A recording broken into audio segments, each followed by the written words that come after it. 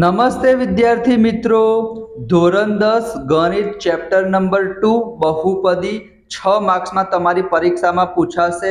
અહીંયા તમે સરસ મજાનું જોઈ શકો છો। ઓલરેડી આપણે એક વિડિયો અપલોડ કરી દીધો છે। આની તમને પીડીએફ પણ મળશે વિદ્યાર્થી મિત્રો, તો ફટાફટ વિડિયોને લાઈક કરી ચેનલને સબસ્ક્રાઇબ કરી દો, સ્ક્રીનશોટ લઈ લો। અહીંયા કીધું છે વિદ્યાર્થી મિત્રો શૂન્યોની સંખ્યા, તો x અક્ષને જેટલા બિંદુમાં છેદે, અહીંયા એક પણ બિંદુમાં નથી છેદતું તો 0 કહેવાય, એક બિંદુમાં છેદે છે 1 કહેવાય, ત્રણ બિંદુમાં છેદે છે 3 શૂન્યોની સંખ્યા આવશે, બે બિંદુમાં છેદશે 2 શૂન્યોની સંખ્યા આવશે।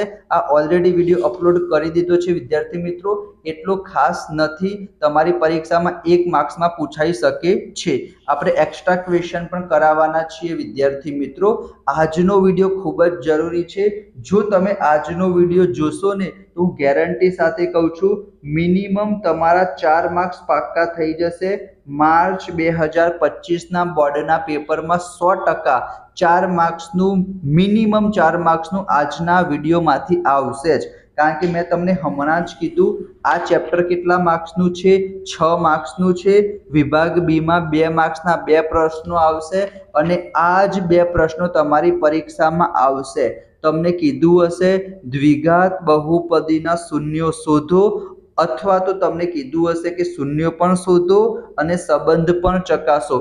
એક જ દાખલો હું સરસ રીતના કરાવીશ, એના પછી તમે સ્ક્રીનશોટ લઈ લેજો વિદ્યાર્થી મિત્રો। આ સ્વાધ્યાય 2.2 ના 6 દાખલા, અને ગેરંટી સાથે કહું છું આવી ટ્રીક તમને બીજે ક્યાંય નહીં મળે। વિડિયોને અંત સુધી જોજો, બરાબર। ચલો, સૌથી પહેલા તમારે શું કરવાનું છે, તમને જે પણ દ્વિઘાત બહુપદી આપેલી હશે એના બરાબર આપણે કેટલા લખી દેવાના, 0 લખી દેવાના, બરાબર। જે પણ આપણે દ્વિઘાત બહુપદી આપેલી હશે એના બરાબર કેટલા લખવાના, 0 લખવાના। હવે સાહેબ શું કરવાનું, અહીંયા વિદ્યાર્થી મિત્રો x² નો સહગુણક કંઈ ના હોય તો તમે 1 લખી શકો છો। અમુક વખતે હું તમને બીજો પ્રશ્ન બતાવજો। અહીંયા વિદ્યાર્થી મિત્રો ઓલરેડી 4 આપેલું છે તો વાંધો નહીં, જો કંઈ જ ના આપેલું હોય તો 1 તમે લખી શકો છો। હવે શું કરવાનું છે વિદ્યાર્થી મિત્રો, તમારે પહેલું પદ એમને એમ લખી દેવાનું છે। અહીંયા વિદ્યાર્થી મિત્રો 1x² છે તો 1x² ને મેં એમને એમ લખી દીધા।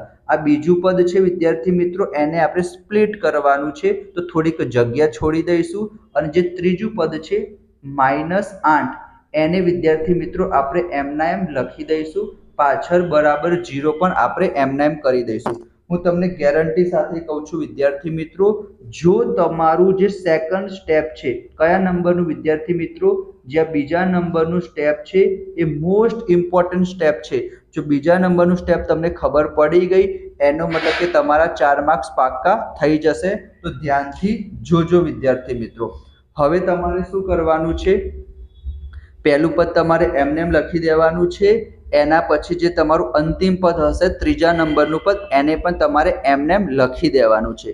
હવે શું કરીશું, અહીંયા વિદ્યાર્થી મિત્રો 1 લખેલા છે અને 8 લખેલા છે તો એ બંનેનો ગુણાકાર આપણે અહીંયા લખીશું। શું કરીશું વિદ્યાર્થી મિત્રો, પ્રથમ પદ એટલે કે જે x² નો સહગુણક હશે અને જે તમારું અચર પદ હશે, અંતિમ પદ હશે, એ બંનેનો ગુણાકાર આપણે ક્યાં લખીશું, અહીંયા સાઈડમાં લખીશું, બરાબર। તમે પેપરમાં પણ સાઈડમાં લખી શકો છો। હવે તમારે શું કરવાનું છે, એવી બે સંખ્યા લેવાની છે કે જ્યારે પણ એ બે સંખ્યાનો ગુણાકાર કરીએ તો જવાબ કેટલો આવવો જોઈએ, જે તમારો જવાબ ઉપર સંખ્યા હોય ને એટલો જ આવવો જોઈએ। એવી બે સંખ્યા લેવાની છે જેનો આપણે ગુણાકાર કરીશું તો જવાબ કેટલો આવવો જોઈએ, 8 આવવો જોઈએ। અને અહીંયા વિદ્યાર્થી મિત્રો શેની નિશાની છે, માઇનસની નિશાની છે, એટલે કે એ બે સંખ્યાની જ્યારે આપણે બાદબાકી કરીશું, અહીંયા માઇનસ હોય તો બાદબાકી કરવાની અને પ્લસ હોય તો સરવાળો કરવાનો। તો એવી બે સંખ્યાનો ગુણાકાર 8 થવો જોઈએ અને બાદબાકી અહીંયા વિદ્યાર્થી મિત્રો કેટલા લખેલા છે, 2 લખેલા છે, તો બાદબાકી કેટલી થતી હોવી જોઈએ, 2 થતી હોવી જોઈએ। હવે તમે મને કહેશો કે સર એવી બે સંખ્યા કઈ છે જેનો ગુણાકાર 8 થાય અને બાદબાકી કેટલી થશે, 2 થશે, તો તમે બધા કહેશો સર મને ખબર છે કે જ્યારે પણ હું 4 ગુણ્યા 2 કરીશ તો કેટલા થશે, 8 થશે, અને 4 માંથી 2 જશે તો કેટલા આવશે વિદ્યાર્થી મિત્રો? 2 આવશે. સરસ મજાનો શાંતિથી હું તમને કરાવું છું જેથી તમને કોઈ પણ પ્રકારની પ્રોબ્લેમ ના થાય વિદ્યાર્થી મિત્રો. તમારે ઇમ્પોર્ટન્ટ શું છે વિદ્યાર્થી મિત્રો?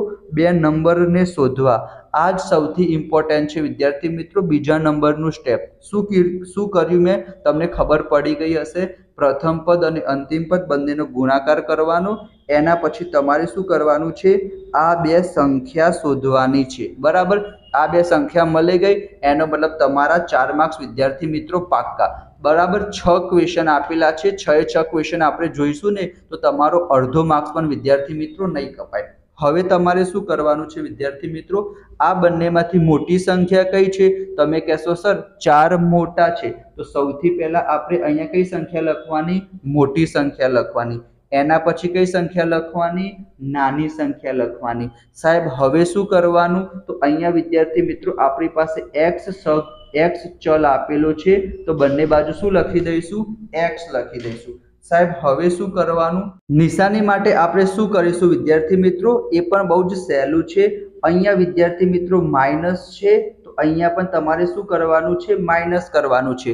ઉપરની નિશાની તમારે એમ ના એમ નીચે ઉતારી દેવાની છે. માઇનસ હોય તો માઇનસ કરવાનું અને પ્લસ હોય તો શું કરવાનું? પ્લસ કરવાનું. તો એક નિશાની તો તમને ખબર પડી ગઈ. એના પછી વિદ્યાર્થી મિત્રો અહીંયા કઈ નિશાની કરીશું? તો એના માટે આપણે એક પ્રાણીનું નામ યાદ રાખવાનું છે. કોનું નામ યાદ રાખીશું આપણે? સસલાનું નામ યાદ રાખીશું. કોનું નામ યાદ રાખીશું? સસલાનું. તમે કહેશો સાહેબ સસલાનું કેમ યાદ રાખવાનું? તો એના પહેલા 2 અક્ષર શું લખેલા છે? સ. એનો મતલબ કે સરખી નિશાની હશે તો તમારે સરવાળાની નિશાની કરવાની. તો અહીંયા જુઓ, અહીંયા પણ માઇનસ છે, અહીંયા પણ માઇનસ છે. બંને નિશાની સરખી છે તો અહીંયા કઈ નિશાની કરવાની? સરવાળાની નિશાની કરવાની. અને એક માઇનસ અને એક પ્લસ હોત એનો મતલબ કે અલગ અલગ નિશાની હોત તો આપણે અહીંયા માઇનસની નિશાની કરત. તો સસલું યાદ રાખીશું. સરખી નિશાની હશે તો સરવાળાની નિશાની કરવાની, અલગ નિશાની હશે તો બાદબાકીની નિશાની કરવાની. અહીંયા તો વિદ્યાર્થી મિત્રો જે ઉપર હશે ને એ જ નિશાની મૂકી દેવાની છે. આટલું સરસ મજાનું મેં તમને એટલા માટે સમજાયું છે કારણ કે સેકન્ડ સ્ટેપ જ ઇમ્પોર્ટન્ટ છે. હવે વિદ્યાર્થી મિત્રો તમારે કંઈ જ કોમન નથી લેવાનું, તમારે કંઈ જ નથી કરવાનું. હવે આપણી સરસ મજાની ટ્રીક ચાલુ થશે. બીજું સ્ટેપ જો તમને લખતા આવડી ગયું એનો મતલબ કે તમે રાજા થઈ ગયા. અને હવે હું તમને જે ટ્રીક શીખવાડું છું એ તમને પસંદ આવે ને તો વિડીયોને લાઈક જરૂર કરજો. હવે વિદ્યાર્થી મિત્રો શું કરીશું? અહીંયા ધ્યાનથી જોજો. તમારે સરસ મજાનું આ પ્રમાણે પ્લસનું નિશાન બનાવી દેવાનું છે. આ તમારે ક્યાં કરવાનું છે? તમે જે રફ કામ કરતા હોય ને ત્યાં કરવાનું, જેથી જે એક્ઝામિનર હોય એને ખબર ના પડે કે તમે કઈ રીતના જવાબ લાવ્યા છો, કારણ કે બહુ ઇઝી મેથડ છે એના માટે. હવે શું કરવાનું વિદ્યાર્થી મિત્રો? અહીંયા કેટલા લખેલા છે? 1x². અહીંયા 1 ના લખો તો ચાલે વિદ્યાર્થી મિત્રો. x ની ઉપર હંમેશા કેટલા લખેલા હશે? 2 લખેલા હશે. તો અહીંયા આપણે x લખી દઈશું અને અહીંયા પણ આપણે x લખી દઈશું. તમે કહેશો સર એના પછીના ક્વેશ્ચનમાં અહીંયા 4s લખેલા છે તો એના માટે પણ હું તમને કહીશ વિદ્યાર્થી મિત્રો. એમાં તમારે અહીંયા શું કરવાનું? 4s લખી દેવાના. અહીંયા જો તમને 3x² આપેલું હોય તો બંને બાજુ 3x લખવાના. અહીંયા 7x આપેલું હોય તો બંને બાજુ 7x લખવાના. અહીંયા 1x આપેલું છે તો 1 તમે ના લખો તો ચાલે વિદ્યાર્થી મિત્રો. આટલું તમને ખબર પડી ગઈ. હવે અહીંયા જો શું લખેલું છે? -4. તો અહીંયા તમારે શું કરવાનું? -4. અહીંયા શું લખેલું છે? -4. તો અહીંયા શું લખવાનું? -4. અહીંયા શું લખેલું છે? +2. તો અહીંયા શું લખવાનું વિદ્યાર્થી મિત્રો? +2. ફરીથી એક વખત કહું છું, ઉપર કઈ રીતના લખવાનું xx એ તમને ખબર પડી ગઈ. અહીંયા કેટલા લખેલા છે? -4. તો આપણે કેટલા લખ્યા? -4. અહીંયા કેટલા લખેલા છે? +2. તો અહીંયા કેટલા લખ્યા? +2. બસ વિદ્યાર્થી મિત્રો થઈ ગયો તમારો જવાબ. આ બંનેને જોડે લખીએ તો શું થશે? x -4. તો એક અવયવ શું થઈ ગયો વિદ્યાર્થી મિત્રો? x -4. અને આ બાજુ જોડે લખીએ તો શું થશે? x +2. તો અહીંયા શું થઈ જશે વિદ્યાર્થી મિત્રો? x +2 અને બરાબર 0. બસ વિદ્યાર્થી મિત્રો આ થઈ ગયો તમારો આન્સર. 2 અવયવ આવી ગયા. તો કેટલું સરસ મજાનું હતું ને. તમે 3-4 વિડીયો જોઈ લેશો તો બહુ જ મજા આવશે. હવે તમારે શૂન્ય શોધવા માટે શું કરવું પડે? તો જે પણ જવાબ આવ્યો એટલે કે જે તમને અવયવ મળ્યા એના બરાબર કેટલા લખી દેવાના? 0 લખીને તમે સરખાઈ દેશો. તો x - 4 બરાબર 0 અને આ બાજુ લખી દઈશું x + 2 બરાબર 0. આ -4 પેલી બાજુ જાય તો શું થઈ જશે? +4 થઈ જશે અને +2 પેલી બાજુ જશે તો શું થઈ જશે? -2 થઈ જશે. તમારે વિદ્યાર્થી મિત્રો સરસ રીતના લખવાનું છે અને પછી શું બનાવી દેવાનું? તમારે એક બોક્સ બનાવી દેવાનું. જો તમને પરીક્ષામાં એમ કે દ્વિઘાત બહુપદીના શૂન્ય શોધો, ખાલી તમને એટલું જ કે શૂન્ય શોધો, તો અહીંયા સુધી જ તમારે દાખલો કરવાનો, તમને 2 માર્ક્સ મળી જશે. પણ તમને સંબંધ ચકાસવાનો કે તો આગળ હું તમને વિદ્યાર્થી મિત્રો સંબંધ ચકાસતા શીખવાડું છું. હવે શું કરવાનું વિદ્યાર્થી મિત્રો? જો તમને એમ કે સંબંધ ચકાસવાનો છે તો શું કરીશું? જે તમને સમીકરણ આપેલું હશે એ સમીકરણ હું લખી દઉં છું. 1x² - 2x - 8 બરાબર 0. તો જે તમને સમીકરણ આપેલું હશે એ સમીકરણને જે દ્વિઘાત બહુપદીનું મૂળભૂત સ્વરૂપ છે અથવા તો પ્રમાણિત સ્વરૂપ છે એના બરાબર શું કરાવી દેવાનું? સરખાઈ દેવાનું, એટલે કે કમ્પેર કરાવી દેવાનું. તો વિદ્યાર્થી મિત્રો અહીંયા તમને 3 કિંમત મળશે. જે x² નો સહગુણક હશે એને આપણે શું કહીશું? a કહીશું. તો a મને કેટલા મળ્યા? 1 મળ્યા. જે તમારો x નો સહગુણક હશે એને વિદ્યાર્થી મિત્રો આપણે શું કહીશું? b કહીશું. પણ અહીંયા વિદ્યાર્થી મિત્રો માઇનસ ને ઇગ્નોર ના કરતા એ વસ્તુ યાદ રાખજો. અને c બરાબર શું થશે? 8 નહીં થાય વિદ્યાર્થી મિત્રો, -8 થશે.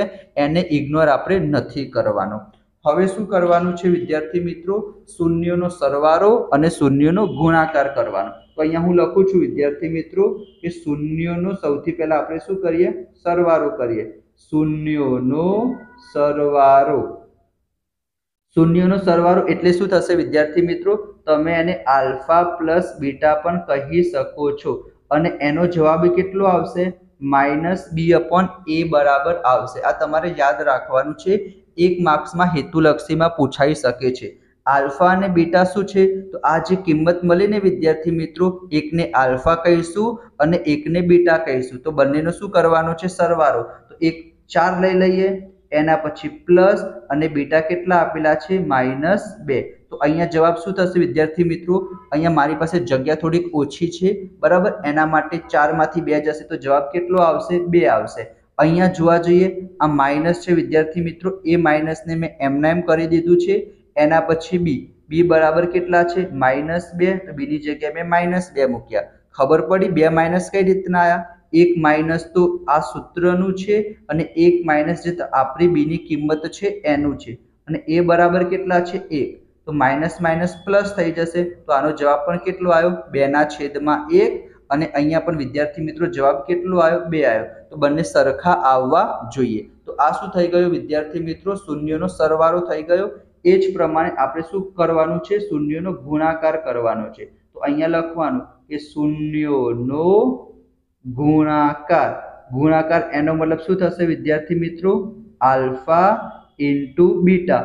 અને એનું સૂત્ર તમને ખબર જ હશે, c/a આવશે બરાબર. સરવાળાનું સૂત્ર શું આવશે? -b/a. અને ગુણાકાર માટે શું આવશે? c/a. બંનેનું શું કરવાનું છે? ગુણાકાર. તો 4 × -2 તેનો જવાબ કેટલો આવશે? -8 આવશે. c કેટલા આપેલા છે? -8 આપેલા છે. a કેટલા આપેલા છે? 1 આપેલા છે. તો -8/1 કરીશું તો -8 જ આવશે. તો બંને કેવા આયા વિદ્યાર્થી મિત્રો? સરખા આયા. તો આ સરસ મજાનો દાખલો તમે જોઈ શકો છો. 10 થી 12 મિનિટ થઈ હશે, પણ પહેલો દાખલો છે વિદ્યાર્થી મિત્રો, એટલે મેં તમને સરસ રીતના સમજાયો. દ્વિઘાત બહુપદીના શૂન્ય શોધો. તમારી પરીક્ષામાં 100% પૂછાશે અને આ મેથડ તમને બીજે ક્યાંય નહીં મળે વિદ્યાર્થી મિત્રો.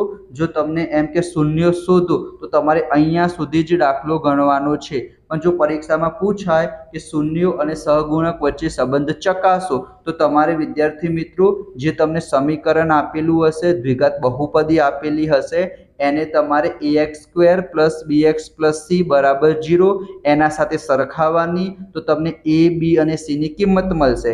એના પછી જે બે x ની કિંમત મળી જેને આપણે શૂન્ય કહીએ છીએ, એનો સરવાળો કોના બરાબર થવો જોઈએ? -b/a બરાબર થવો જોઈએ. અને બે જે શૂન્યો હતા એનો ગુણાકાર કરીએ એ C/A બરાબર થવો જોઈએ. તો સરસ મજાનો દાખલો છે. આને PDF મળશે, તમે સ્ક્રીનશોટ લઈ લેજો.